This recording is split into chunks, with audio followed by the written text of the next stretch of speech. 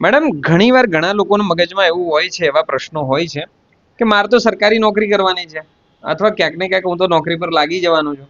આ કમ્પ્યુટર બધું શીખીને શું કરવાનું? આવા લોકો માટે તમે શું કહેશો? સરસ સર, તમારો મસ્ત ક્વેશ્ચન છે.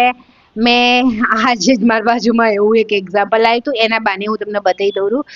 કોઈ પણ ગવર્મેન્ટ જોબ કરતા હોય ને, ચાહે ટીચર હોય કે હેલ્થ ડિપાર્ટમેન્ટ હોય કે પોલીસ ડિપાર્ટમેન્ટ હોય, તો એમાં સરકાર શું કરતી હોય છે, ભરતી વખતે તો સર્ટિફિકેટ માગતી જ હોય છે, પણ જ્યારે એમને બઢતી લેવાની હોય છે ને ત્યારે બી એ કમ્પ્યુટર સ્કિલનો ટેસ્ટ લેતી હોય છે ને સરકાર ખુદ લેતી હોય છે.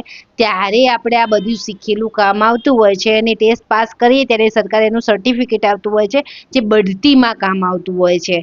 અને આના પછી બી સરકારના ઘણા બધા એવા કામ છે જે કમ્પ્યુટર, લેપટોપ, મોબાઈલ એ બધા થ્રુ થતા હોય છે, વેબસાઇટ ને બધું. તો આ કમ્પ્યુટર શીખીએ ને એમાં બધી વસ્તુ આવી જ જતી હોય છે. એટલા માટે કમ્પ્યુટર ગવર્મેન્ટની તૈયારી કરતા હોય ને, અથવા હું ગવર્મેન્ટ એમ્પ્લોય હોય કે સ્ટાર્ટિંગ બેઝ ઉપર હોય, તો કમ્પ્યુટર શીખી લેવું જોઈએ. ભલે સ્કૂલમાંથી શીખો કે ચાહે કોઈ ઇન્સ્ટિટ્યૂટમાંથી શીખો.